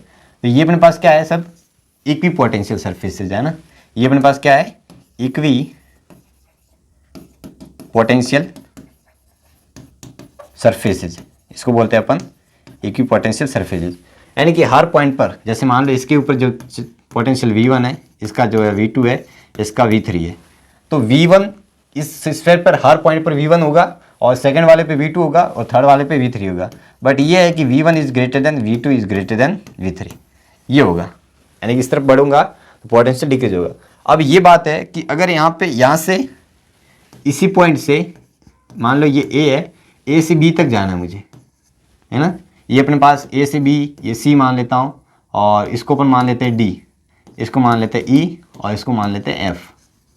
तो पर मुझे वर्कडन बताना है ना, यहाँ से यहाँ तक का वर्कडन कितना होगा, वो अगर मुझे बताना है तो कैसे बताओगे, बताओ तो कैसे बताओगे। आपको पता है, ध्यान से देखो कि मैं यहाँ से वर्कडन बताना है, वर्कडन कहाँ से कहाँ बताओ, वर्कडन मुझे लिखना है A to B। A to B कितना हो जाएगा बताओ, इक्वी पोटेंशियल सरफेस है, तो वर्कडन अपन ये लिखेंगे, वो लिखेंगे U final minus U initial, यही तो होगा, है ना। और U क्या लिखेंगे, Q V2 minus Q V1, है ना, फाइनल, है ना, फाइनल लिख देते हैं, Q V फाइनल। मैं एक बार मिटा देता हूँ, सही से लिखता हूँ, चल। तो यहाँ पे अपने पास हो जाएगा Q V final minus Q V initial, तो अपने पास Q कॉमन आ गया, V final minus V initial, तो अपने पास Q इंटू डेल्टा V, ये आ गया, ये वर्कडन आता है। और ये फॉर्मूला भी आपको याद रखना है, कई बार आपको PYQ में ये यूज में आए। तो यहाँ से जो वर्कडन है, ये से B तक जाना है, और इसका जो पोटेंशियल हर पॉइंट पर सेम है। यहाँ से अगर मुझे लिखना है A से B तक के लिए, है ना, तो यहाँ से मुझे लिखूँ अगर पेन चेंज करके, तो वर्कडन मुझे लिखना है A से B तक, तो जो वर्कडन आ जाएगा वो Q VA माइनस VB, है ना, B माइनस है ना, सिंपल है। तो यहाँ से क्या हो जाएगा, आपको पता है दोनों का पोटेंशियल 0 है, यानी कि वर्कडन कितना हो जाएगा, 0। यहाँ से यहाँ तक का वर्कडन कितना हो जाएगा, 0 हो जाएगा, ये बात है। और अगर मुझे A से C तक वर्कडन करना है, तो A से C तक वर्कडन करना है, मैं लिख देता हूँ यहाँ पे पेन चेंज करके।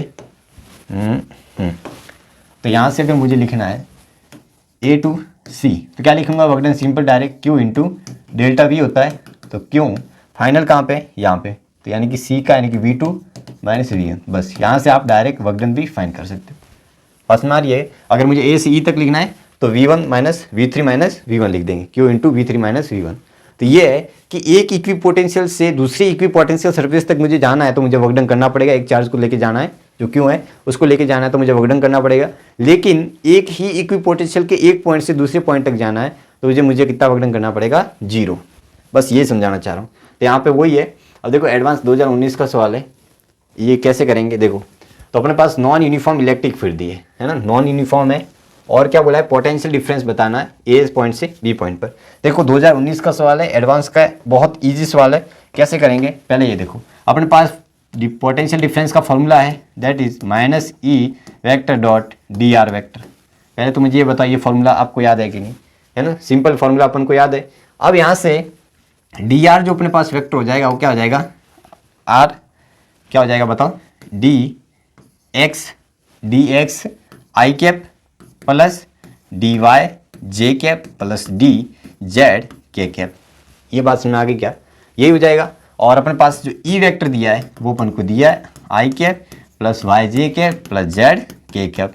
दोनों का डॉट प्रोडक्ट का नेगेटिव ले लेंगे, तो अपने पास जो डी आएगा निकल के, है ना, जो अपने पास डी निकल के आता है वो क्या हो जाएगा, बताओ बताओ, अरे बताओ बताओ फटाफट। ये अपने पास हो जाएगा, डायरेक्ट मैं लिख रहा हूँ यहाँ से, ध्यान से देखना। ये अपने पास हो जाएगा x d x plus y d y plus z d z, ये हो जाएगा। और मुझे अगर ए से पॉइंट से बी तक पॉइंट जाना है, यानी कि पूरा क्या करना पड़ेगा, मुझे इंटीग्रेशन करना पड़ेगा कि नहीं। इंटीग्रेशन करेंगे तो इंटीग्रेशन करने से अपने पास डेल्टा वी आ जाएगा, मैं यहाँ पे लिख लेता हूँ। तो डेल्टा वी आ जाएगा और वो कितना आ जाएगा, माइनस का, ये हो जाएगा एक्स स्क्वायर बाय टू बार ही ले लेता हूँ, तो x square plus y square plus z square. और कहाँ से कहाँ लिमिट रखनी है वो अपन को पता है ना। तो यहाँ पे अपन को ए दिया है 253 माइनस 3 से, और ये अपन को दिया है 9 माइनस 3 और 1। तो यहाँ से वैल्यू आप पुट करोगे तो क्या आ जाएगा, बताओ। वैल्यू आप पुट करोगे माइनस, और ये अपने पास कैसे लिखेंगे, देखो बताओ। ये अपने पास अलग अलग लिखेंगे ना, एक बार यहाँ पे एक्स की वैल्यू ये पुट करूँगा, वाई वैल्यू की ये पुट करूँगा, और एक बार ये पुट करूँगा, तो अपने पास आंसर आ जाएगा।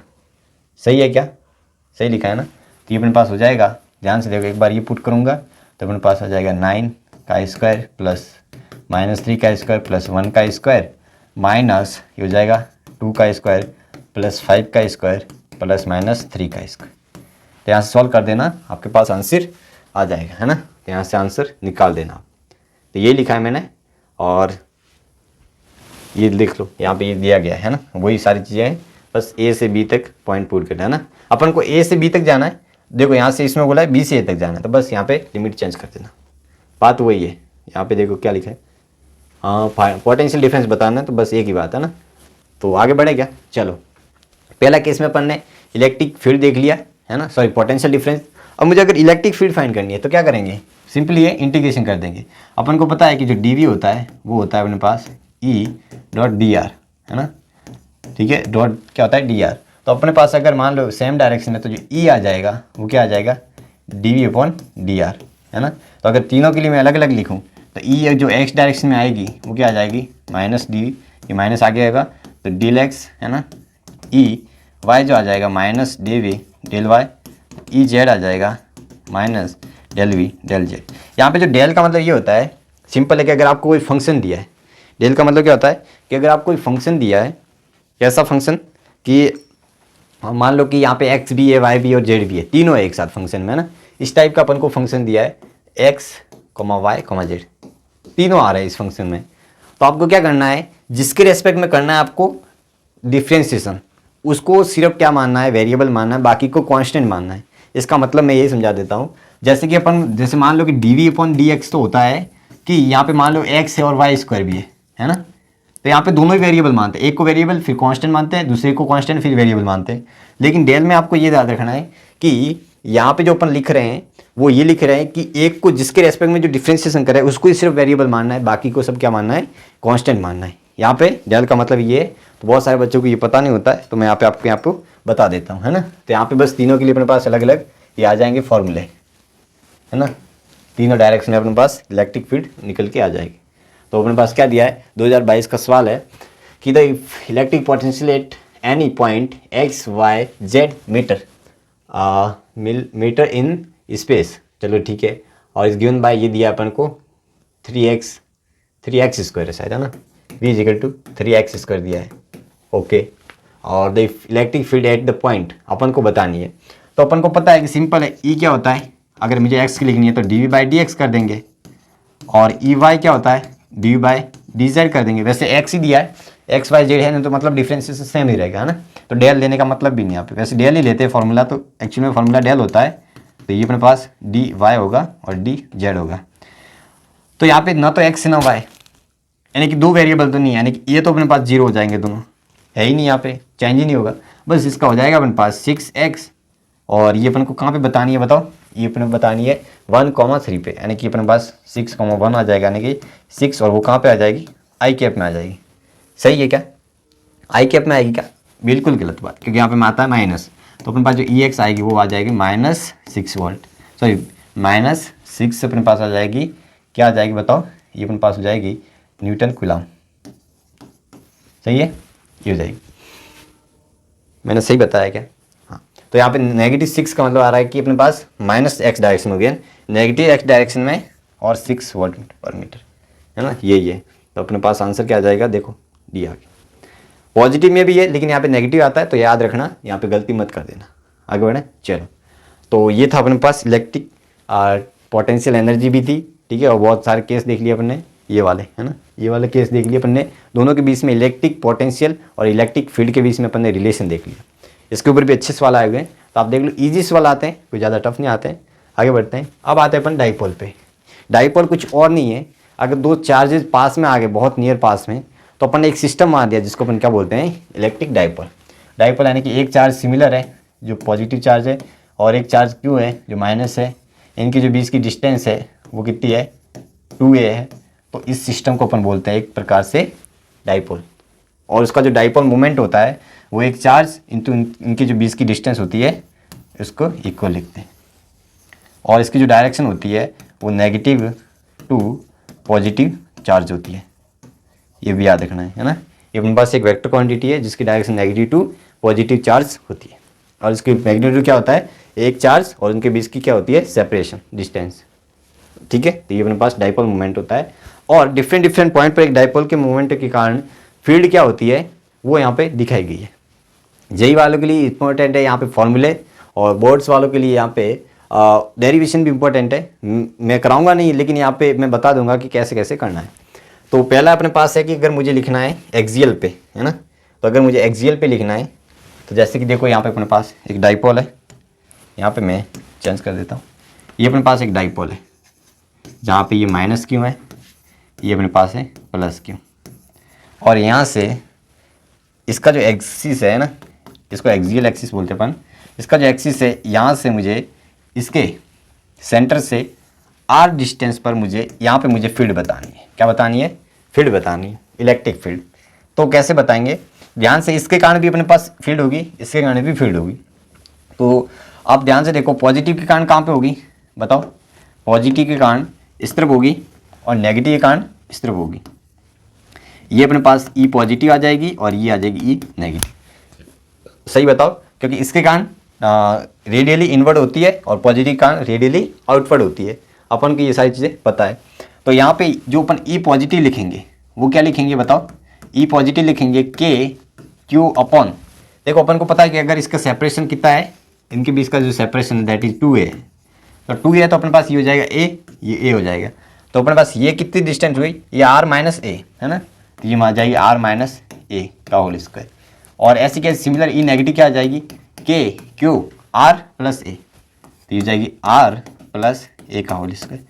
तो अगर मैं नेट लिखना चाहूँ दोनों ऑपोजिट डायरेक्शन में, तो अगर मैं इन दोनों का नेट लिखना चाहूँ ना, मैं डायरेक्ट डेरिवेशन बता रहा हूँ कि अपने पास पॉजिटिव माइनस ई नेगेटिव, तो बस एक दूसरे में घटाओगे, है ना, तो यहाँ पे E net is equal to K Q तो कॉमन आ जाएगा, तो 1 अपॉन आर माइनस ए का whole square minus 1 upon R plus A का होल स्क्वायर। इसको जब सॉल्व करते हो तो तुम्हारे पास जो आंसर निकल के आता है ना, एक्सियल पे जो आंसर निकल के आता है, मैं यहाँ पे लिख देता हूँ ई एक्सियल, वो निकल के आता है के p r upon are square minus a square की पावर स्क्वायर, ये निकल के आता है। क्या निकल के आता है ये, ठीक है। यहाँ पे जो कि अपन को रिप्रेजेंट किया गया, देखो 2kp है ना, यहाँ पे 2 आ जाएगा, यहाँ पे 2 आता है बस, है ना। तो इसके अपने पास कितना आता है 2kp, और p क्या था अपने पास, p था अपने पास जो चार्ज एक का और इनके बीच का सेपरेशन, ये p है ना। तो अपने मन को क्या आता है 2kp r upon are square minus A की पावर क्यूब। और अगर अपने पास डाइपोल है वो वेरी शॉर्ट है ना, अगर यहाँ पे डाइपोल शॉर्ट है, dipole is very short, short मतलब छोटा है, तो यानी कि इस केस में जो r की वैल्यू हो जाएगी वो a से आर स्क्वायर माइनस जो a स्क्वायर है वो लगभग अपन आर स्क्वायर के इक्वल लिख सकते हैं। तो यहाँ से अपने पास जो ई नेट निकल के आता है एक्सियल का, that is 2kp upon r cube, है ना, ये निकल के आता है। और इसकी जो डायरेक्शन होती है वो आर कैप में ही होती है ना।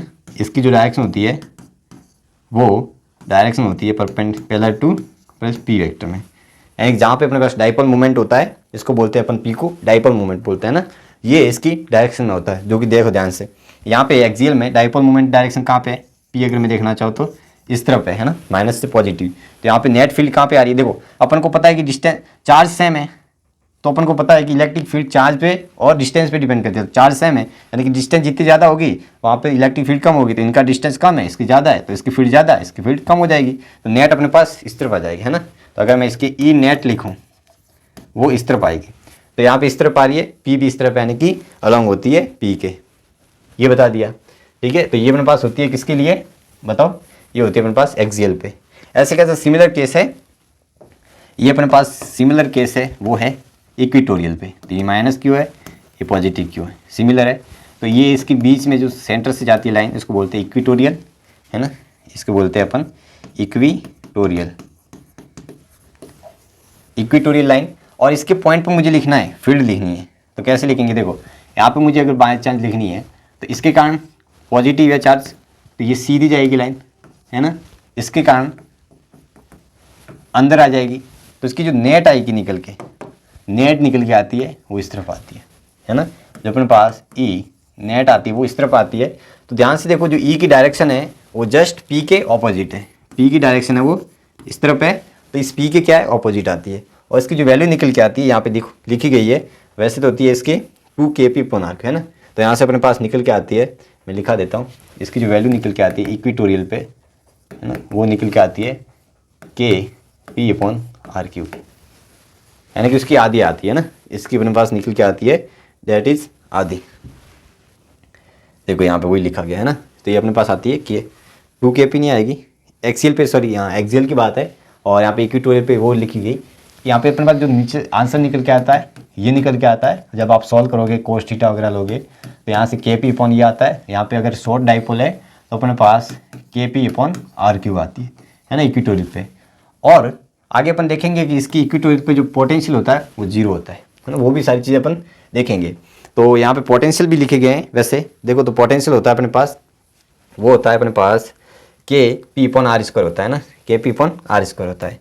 तो यहाँ से आप जब लिखोगे तो ये होता है अपने पास kp/r² यानी कि r² प्लस a² होता है ना, सही लिखा है ना, r² होता है ना, a², बस याद रखना है आपको। ये अपने पास होता है नीचे। तो यहाँ से आप जो सॉल्व करोगे तो आपके पास होता है, इसको शॉर्ट डाइपोल के लिए होती है जो वैल्यू होती है kp। पोटेंशियल भी साथ में याद रखते जाओ, है ना, बस यहाँ पे याद रखना है जो इलेक्ट्रिक फील्ड में जो प्रोपोर्शनलिटी आती है वो r³ आती है और पोटेंशियल में आती है 1/r², है ना, ये याद रखना है।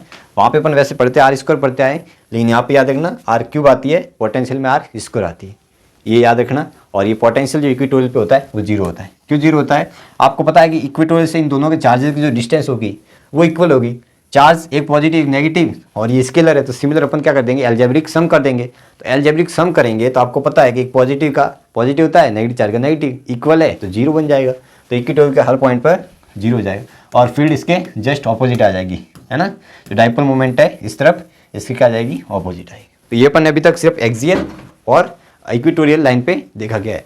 क्या होगी अगर मैं थीटा एंगल पर रैंडम कोई पॉइंट लेता हूँ ना, आर्बिट्रेरी पॉइंट कोई देखता हूँ, तो इस पे जो अपने पास निकल के आती है, आपको डायरेक्ट फॉर्मूला याद रखना है, वो होता है अपने पास E net equal to kp/r³ √3 cos² theta plus 1 होती है। कितना होता है, 3 cos² थीटा प्लस 1 होता है, ये आपको याद रखना है।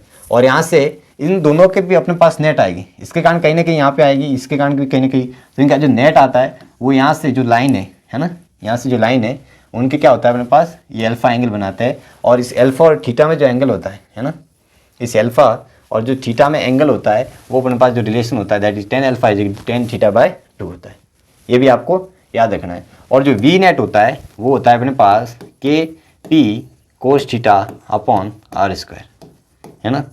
ये फॉर्मूले जितने भी मैंने बताए वो सारे के सारे इंपॉर्टेंट है ना डाइपोल के लिए।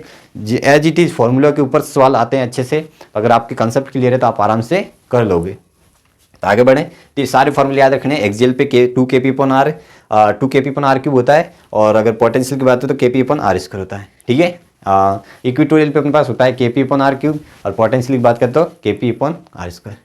सही लिखा मैंने, यहाँ पे 2 आ जाएगा, ठीक है, यहाँ पे अपने पास 2 आ जाता है, सही लिखा ना, हाँ अपने पास 2 आता है ना, सही लिखा मैंने, हाँ। तो अपने पास ये आता है, सॉरी 2 नहीं आता है यहाँ पे, बस यहाँ पे kp आता है, kp/r³। क्योंकि देखो ध्यान से यहाँ पे अगर मैं θ 0 कर दूँ, θ 0 कर दूंगा तो kp/r, तो यहाँ पे भी याद रखना है 2kp नहीं आएगा, यहाँ पे जैसे मैंने गलती कर दी, बहुत सारे बच्चे यहाँ पे 2 मान लेते हैं, जैसे इलेक्ट्रिक फील्ड है तो यहाँ पे बस ये मान लेते हैं, गलत है यहाँ पे। बस ये फॉर्मूला जनरल याद रख लो, अगर एक्सियल है तो थीटा 0 कर दो और इक्वेटोरियल तो थीटा 90 कर दो। तो जनरल फार्मूला आप दोनों याद कर लो, ये फार्मूला आप अपने आप बना लोगे एंगल की वैल्यू पुट करके। यहाँ पे अपन ने डेराइव सारे कर दिए है ना। तो अपन को ये पूछा गया है कि किसके प्रोपोर्शनल होता है डायपोल की डिस्टेंस इक्वेटोरियल, है ना, वही है। तो अपन को पता है कि इलेक्ट्रिक फील्ड 1/r³ की होती है।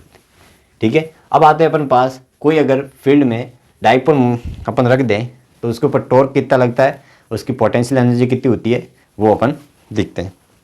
तो पता है कि अगर मैं यहाँ पे एक डायपोल रखता हूँ, है ना, तो ये -q है, ये अपने पास है +q, ये एंगल अपने पास थीटा पे रखा गया है।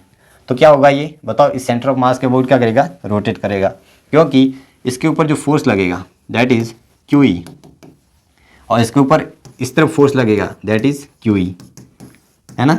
ये फोर्स लगेगा अपने पास, ये इस तरफ लगेगा फोर्स सेम लगेंगे, बट इनकी जो जॉइनिंग लाइन है उनके बीच में गैप होगा, है ना, क्या होगा, गैप होगा।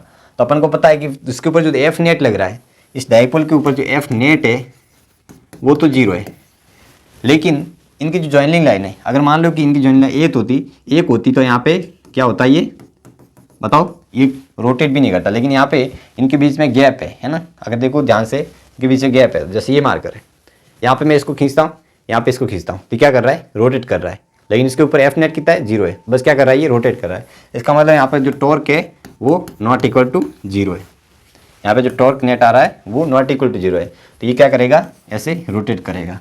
तो थीटा एंगल पे जो रोटेट करता है, और यहाँ पे जो टॉर्क निकल के आता है इसका वो आता है P×E आता है, ये आपको याद रखना है। ठीक है, P is a dipole moment and E, ये हमेशा जो डायपोल मोमेंट होता है, मैं ये समझाना चाह रहा हूँ इस फॉर्मूले से कि हमेशा डायपोल मोमेंट होता है वो ऑलवेज इलेक्ट्रिक फील्ड की डायरेक्शन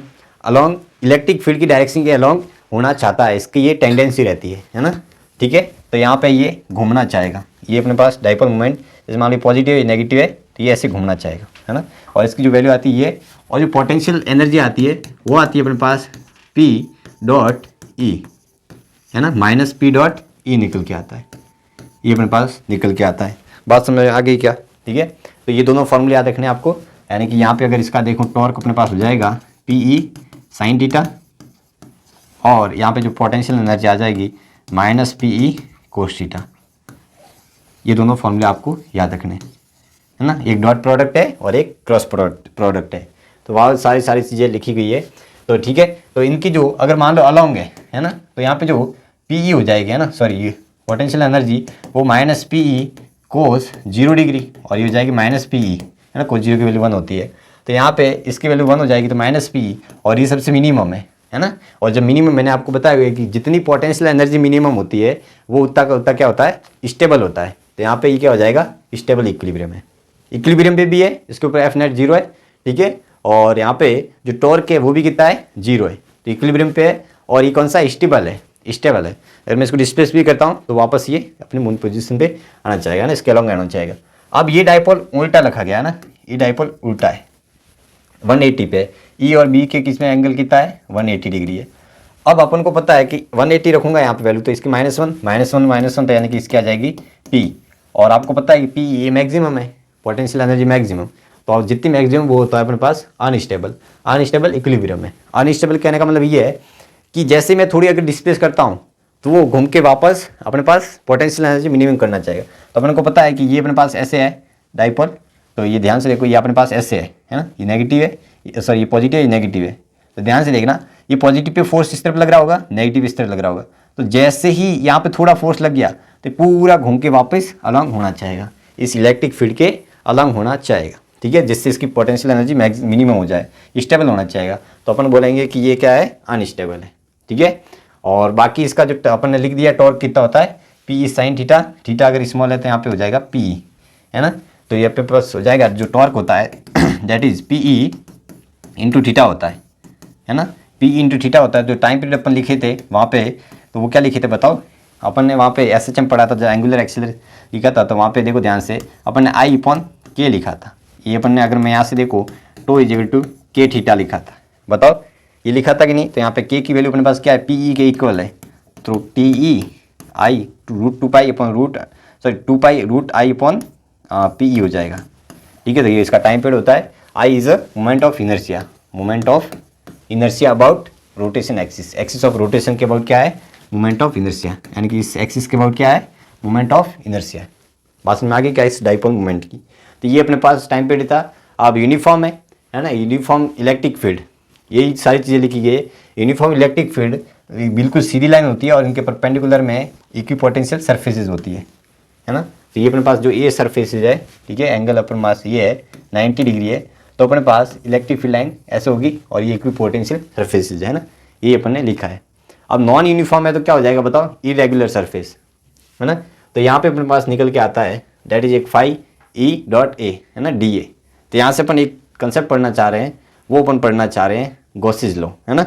गॉसेज लॉ भी इम्पोर्टेंट है। ये अपने पास इलेक्ट्रिक फील्ड फाइंड करने के लिए अपने पास एक लॉ दिया था गॉस ने, ठीक है, और ये डायरेक्ट अपन निकाल सकते हैं, बस यहाँ पे इसका लॉ अपन को पता होना चाहिए। तो यहाँ पे एक बार देखते हैं कि अपने पास इलेक्ट्रिक फील्ड है, इस एरिया से जो फील्ड लाइन जा रही है ना, सॉरी यहाँ पे इलेक्ट्रिक फील्ड नहीं, इलेक्ट्रिक फ्लक्स होना चाहिए, इलेक्ट्रिक फ्लक्स होना चाहिए। तो यहाँ पे एक बार मैं बता देता हूँ कि अगर अपने पास ये एक सरफेस है, ठीक है, इसका जो एरिया है वो दिया है अपन को ए, और यहाँ से कितनी लाइन जा रही है, फील्ड लाइन है ना, फील्ड लाइन जा रही है।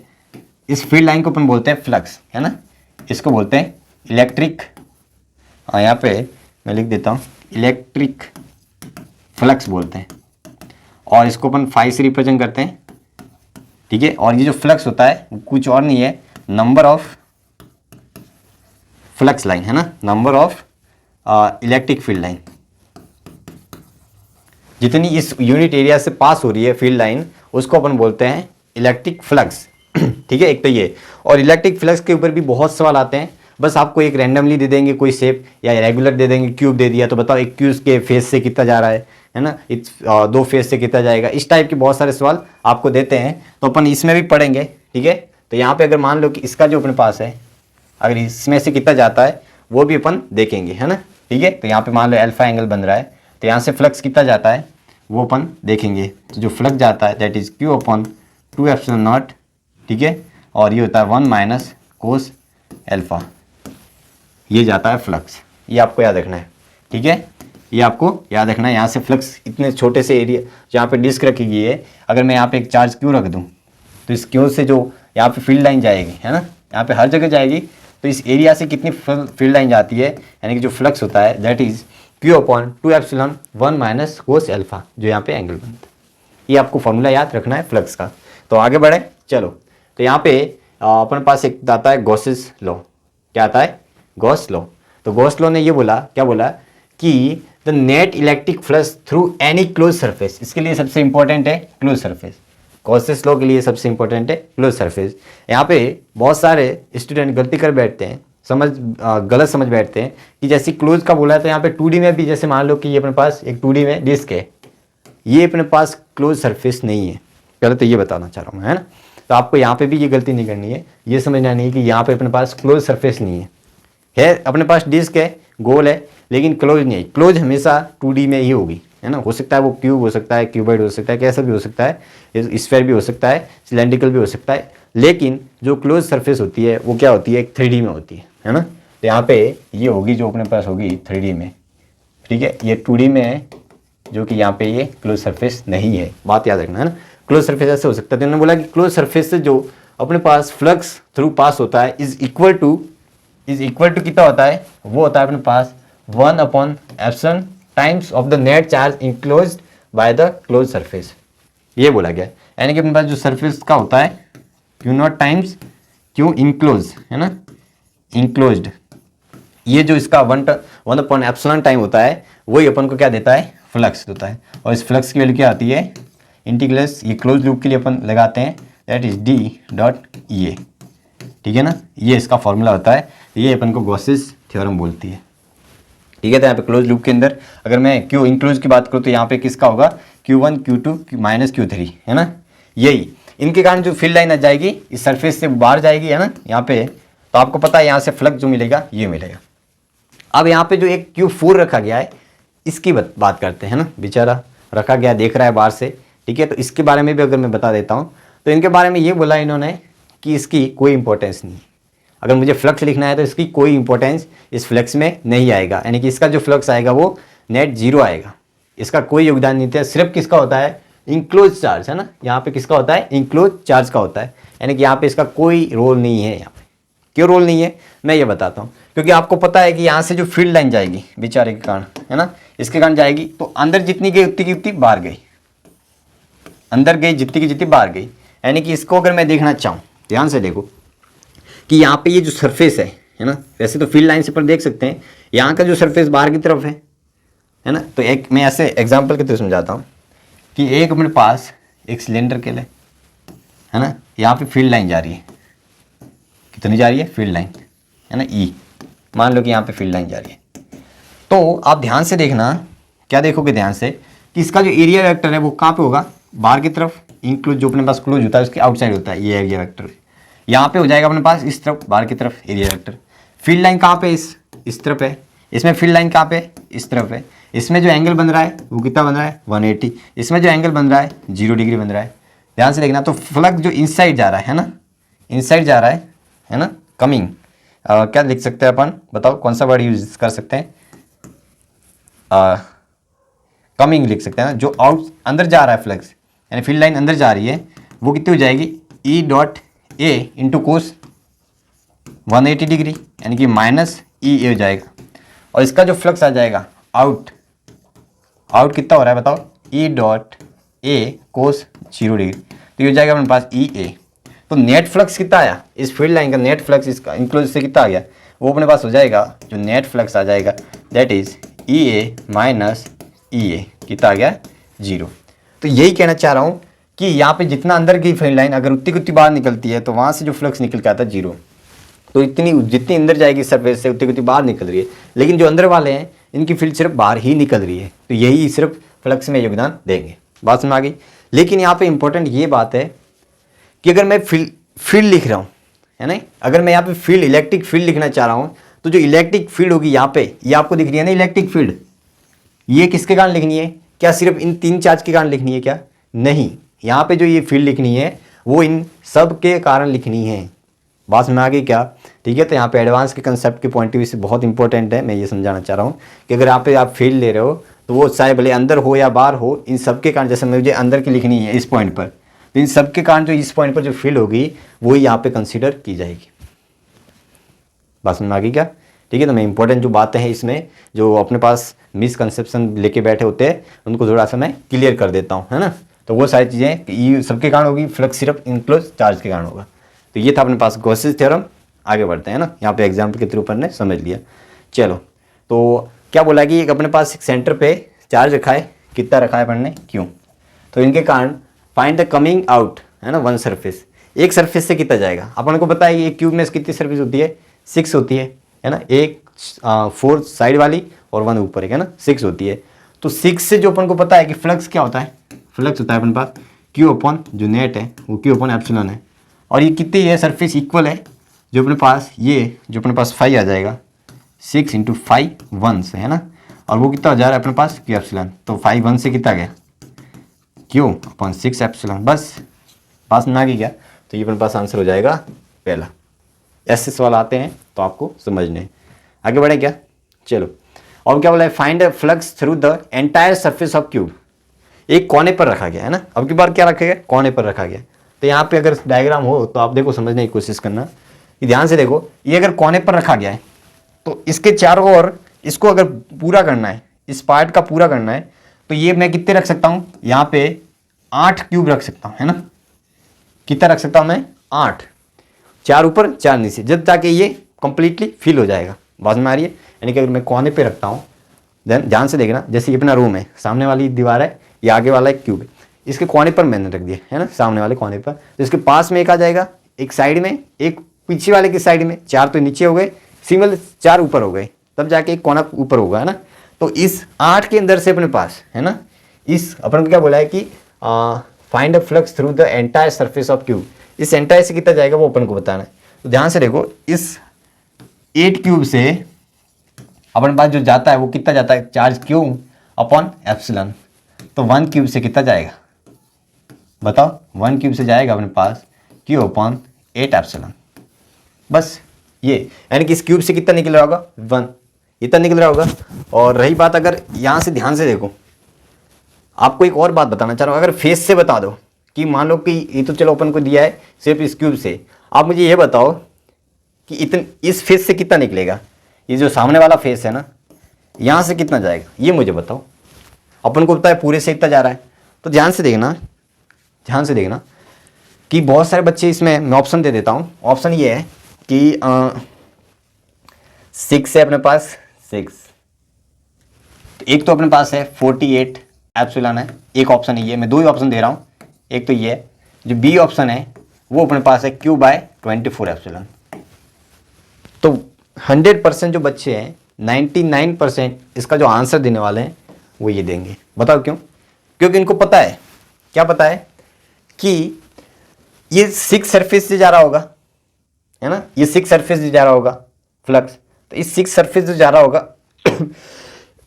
सॉरी, इस 6 सरफेस से जो जा रहा होगा वो कितना है अपने पास Q/8 एप्सिलॉन। तो 1 सरफेस से कितना गया Q/8 × 6, यानी कि 8 संग 48, है ना, ये 48 अपने पास आ गया एप्सिलॉन। ये समझेंगे।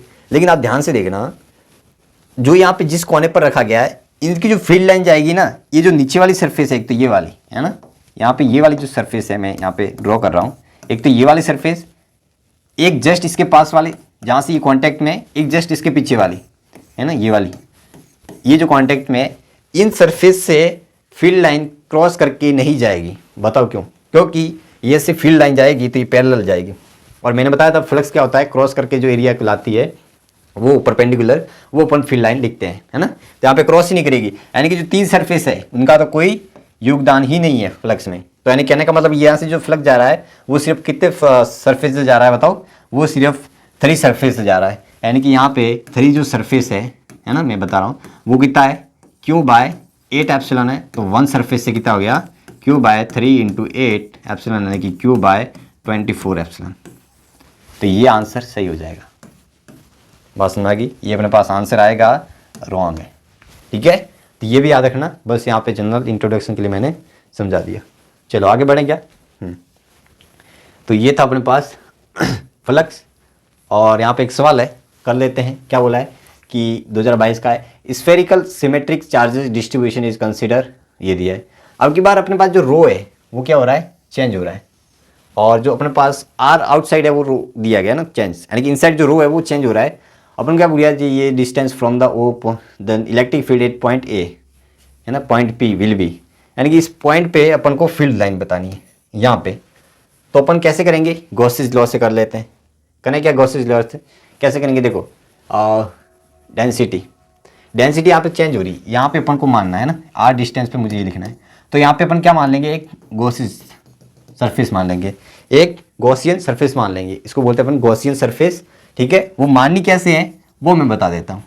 माननी देखो, हमेशा याद रखना, गॉसियन सरफेस ऐसे माननी है। देखो अपने पास फॉर्मूला क्या है, बहुत सारे बच्चे यहाँ पे समझते ही नहीं इस थ्योरम को, मैं जो समझाना चाह रहा हूँ, डी इंटीग्रेशन, और इसको खोल के लिख लेता है ना, डी अपने पास हो जाएगा कोस थीटा इजिकल टू Q/एप्सिलॉन, है ना, एप्सिलॉन हो जाएगा और ये इंक्लोज हो जाएगा। ये अपन को पता है गॉसियन थ्योरम होती है।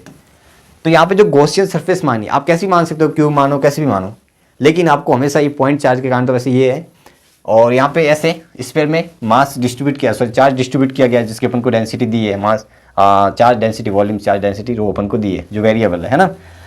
तो आपको ऐसे मानना है कि वहाँ पे आर डिस्टेंस पे हर पॉइंट पे जो गॉसियन सरफेस बनाई, वहाँ पे फील्ड क्या होनी चाहिए, कांस्टेंट होनी चाहिए। एक तो ऐसे माननी है सरफेस, और इनका जो एरिया वेक्टर ई फील्ड है ना, फील्ड ई है और एरिया वेक्टर, उनके बीच में एंगल या तो 0 डिग्री होना चाहिए या 90 डिग्री, सॉरी या 90 डिग्री होना चाहिए या 0 डिग्री होना चाहिए, या क्या होना चाहिए बताओ, या अपने पास 180 डिग्री होना चाहिए, ठीक है। यहाँ पे यानी कहने का मतलब ये वेरी नहीं करना चाहिए। बात में आ गई? तो यहाँ से अपने पास हो जाएगा, तो ध्यान से देखो, ये अपने पास या तो 90 हो जाएगा या 0 या 180, ताकि ये अपने पास सॉल्व हो जाए।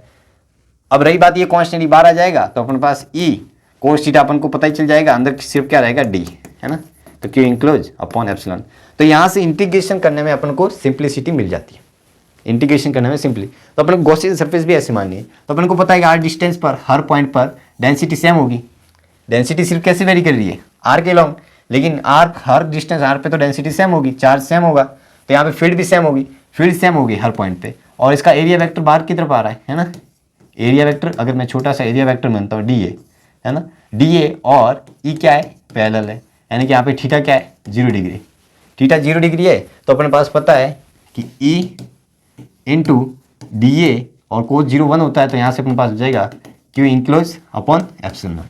तो क्यों आपको पता है यहाँ पे स्फीयर बनेगा, तो ये डी ए कितना हो जाएगा, ये हो जाएगा अपने पास स्फीयर का होता है पाई स्मॉल आर, और ये क्यू इंक्लोज अपॉन एप्सिलॉन। अब ये मुझे निकालना है, बाकी तो ये लिखा है। और क्यू इंक्लूज कैसे आ जाएगा, क्यू इंक्लूज के लिए मैंने आपको बताया था चार्ज डेंसिटी, वो इसके लिए मैंने कैसे बताया बताओ, कि जो अपन को पता है कि डी क्यू जो होता है वो क्या होता है, रो इंटू डी वी होता है ना। तो अगर मुझे इसका डी क्यू लिखना है, इनसाइड जो डी क्यू है, तो इस वॉल्यूम में जो डी क्यू जो अपने पास है इंक्लूज है वो रो इंटू डी वी इसका कितना हो जाएगा बताओ, डी वी हो जाएगा 4 पाई आर स्क्वायर इंटू, ये छोटा सा इसका मान लो एक विड्थ मान लेता हूँ, है ना, इसके कारण जो डी हो जाएगा इसका, वो हो जाएगा अपने पास एरिया इंटू डी आर, और ये हो जाएगा 4 pi R square into D R, तो यहाँ पे हो जाएगा अपने पास डी आर, है ना, इसको नहीं आ जाएगा डी आर। तो डेंसिटी अपन को पता ही है कि क्यू इंक्लोज डी है, और वो कितनी दी है बताओ, ये क्यू इंक्लोज दी है rho not 3/4 minus R upon small R, है ना। तो ये अपने पास दी है rho not 3/4 minus small R upon R capital R, और ये हो जाएगी अपने पास 4 पाई, मैं यहाँ पे नीचे लिख देता हूँ, है ना, ये अपने पास जो क्यू इंक्लोज आ जाएगा वो आ जाएगा rho not 3/4 minus small R upon capital R, और ये हो जाएगा 4 pi small R square into D R. सही है, ये क्यू इंक्लोज आ गया, और ये अपने पास छोटा सा चार्ज है डी क्यू है इंक्लोज, है ना। तो मुझे पूरा लिखना है तो कितना हो जाएगा, इंटीग्रेशन कर दूंगा, और इंटीग्रेशन कहाँ से कहाँ, 0 से कैपिटल आर। तो यहाँ से आप जब सॉल्व करते हो तो आपके पास जो निकल के आता है इंक्लोज, वो यहाँ से देखो ये 0 से कैपिटल आर तक लिख दिया, ठीक है। और कैपिटल आर अपन को नहीं लिखना है, क्योंकि अपन गॉसियन सरफेस कहाँ तक मानी है, स्मॉल आर तक मानी है ना, सॉरी यहाँ पे अपन पास ये स्मॉल आर ही मानना है, जहाँ तक गॉसियन सरफेस मानिए वहाँ तक अपन को चार्ज लिखना है, ठीक है। तो यहाँ तक अपन ने चार्ज लिख दिया, तो सॉल्व करोगे तो आपके पास आंसर निकल के आ जाएगा, ठीक है। सॉल्व करके तो अपने पास ये निकल के आंसर आता है। तो बस ये इसके कुछ पैटर्न भी फिक्स होते हैं, जो अपन को डेरिवेशन करने होते हैं उनके पैटर्न फिक्स होते हैं, कंडीशन आपको पता है, तो इस टाइप के जब आप सवाल सॉल्व करोगे, है ना, तो आपके पास आंसर आ जाएगा, है ना। तो ये अपने पास आंसर निकल के आता है, ईजी सवाल था। आगे बढ़ें, चलो, तो यहाँ तक था अपना, और ये अपन ने सेकेंड पार्ट कंप्लीट कर दिया। तो लास्ट तक बने रहे, उनके लिए आपका बहुत बहुत आभार व्यक्त करता हूँ कि आप लास्ट तक बने रहे इस लेक्चर में। आज के लेक्चर में अपन ने क्या क्या पढ़ लिया एक बार वापस बता देता हूँ। पोटेंशियल के बारे में पढ़ लिया, है ना, इलेक्ट्रिक पोटेंशियल।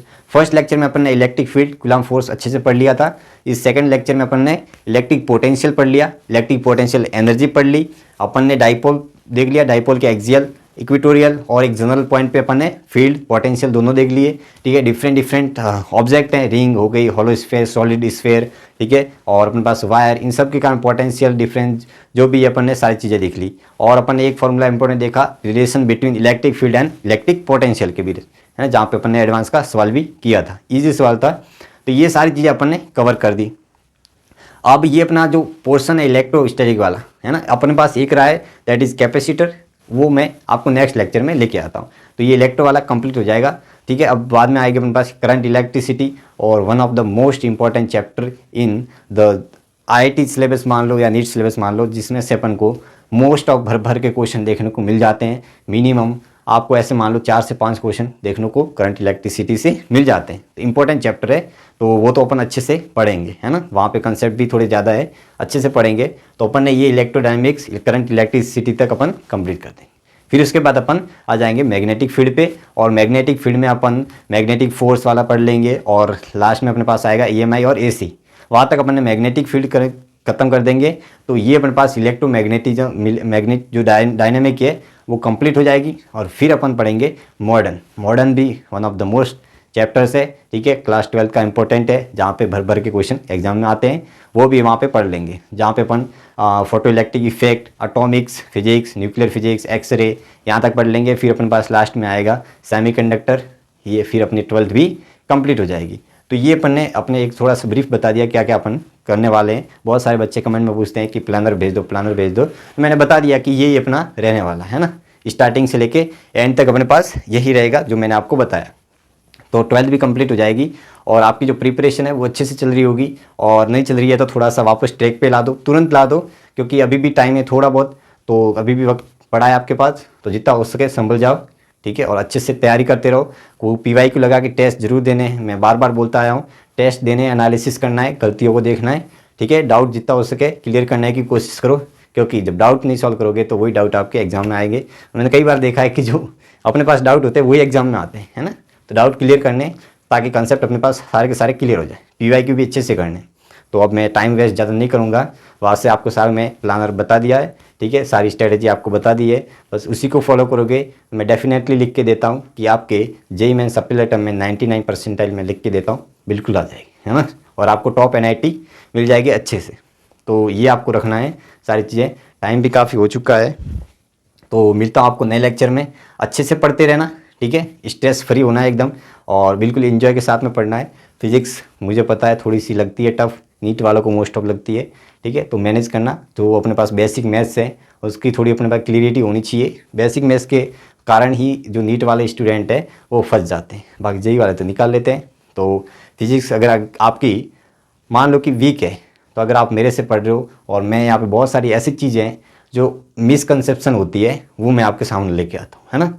पता है कि अपन को एक्चुअल में बहुत सारे बच्चे गलत लेके बैठ जाते हैं ना। जैसे अपन ने, मैं गॉसेस थ्योरम में बताऊँ कि इलेक्ट्रिक फील्ड, बहुत सारे बच्चे मान लेते हैं कि अंदर चार्ज के कारण होती है, न कि बाहर की, लेकिन ये गलत बात है। सब चार्ज के कारण इलेक्ट्रिक फील्ड तो लिखनी होती है, लेकिन अपन को सिर्फ अगर फ्लक्स लिखना है तो वो इनसाइड क्लोज जो भी है अपने पास उसके कारण लिखना है।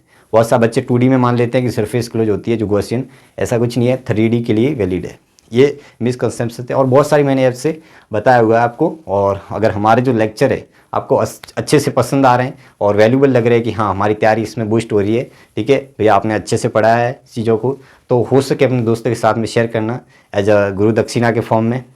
हमारा भी मोटिवेशन इंक्रीज होता है जब आप लाइक करते हो, दोस्तों के साथ शेयर करते हो, हमारे सब्सक्राइबर इंक्रीज होते हैं, ठीक है। तो ये मैं दिल से बता रहा हूँ कि हमें भी मोटिवेशन मिलता है। हमारे लिए देखो इंटरेक्शन लाइव टू लाइव ऐसे मोबाइल के थ्रू आते हैं या कैमरे के थ्रू सामने आते हैं, लेकिन अपन ऐसे रूबरू कभी कनेक्ट नहीं हो पाते। तो आपका यही माध्यम का जरिया है कि हमें अगर एक गुरु दक्षिणा देना चाहते हो तो हमारे लिए इतना कर दो, वही काफ़ी है, ठीक है। तो ज़्यादा टाइम वेस्ट नहीं करेंगे, वैसे ज़्यादा काफ़ी बोल दिया, कोई बात नहीं। तो आपके लिए अच्छे से मेहनत करते रहो, बहुत बढ़िया होगा, ठीक है। लाइफ थोड़ी सी भी स्ट्रगल लग रही है, ठीक है, आगे भी स्ट्रगल ही है, वैसे कहने के लिए बातें होती है, वैसे स्ट्रगल और भी बढ़ते रहते हैं आगे जाके, ठीक है। लेकिन ये है कि थोड़ा सा एक्सपोजर मिल जाता है चीज़ों का। बहुत सारे हमारे जो सोसाइटी में कई सुनी कहानियाँ होती है, ठीक है, उनसे थोड़ा सा दूर हटने को मिल जाता है। और भी बहुत सारी अपन जो चाहते हैं लाइफ में करना चाहते हैं, अपने अंदर जो पेशेंस है उसको भी अपन अच्छे से क्लियर कर पाते हैं, है ना। तो ये भी बहुत सारी चीज़ें जो आपकी लाइफ में इम्पैक्ट करेगी, ठीक है। अगर सिलेक्शन हो जाता है तो वही लोग तालियां बजाते हैं, गालियां देने वाले, है ना। तो ये भी अपन को पता होना चाहिए। तो यही मैं तो अपने आप को मोटिवेट रखता हूँ, अपने आप को बस अपना दिन का क्या करना है वो मैं तो सिलेबस जो भी है, जो टॉपिक है, जो कंसेप्ट पढ़ाने होते हैं, और बहुत सारे जो अपने पास टास्क होता है दिन का क्या करना है वो कर लेते हैं, फिर इंजॉय मारते हैं, कोई दिक्कत, चिल रहते हैं। लोग क्या सोचते हैं, लोग क्या कहते हैं, इनका मैं ज़्यादा जिक्र भी नहीं करता हूँ। और मैं ये भी बोलता हूँ कि आपकी लाइफ में भी ऐसा कुछ नहीं होना चाहिए।